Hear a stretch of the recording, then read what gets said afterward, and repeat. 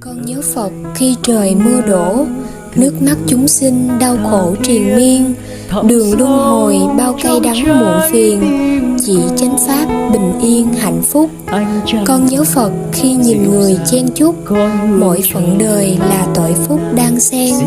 Người nổi trôi giữa thân phận sang hèn, và lạc lõng giữa bao phen sinh tử.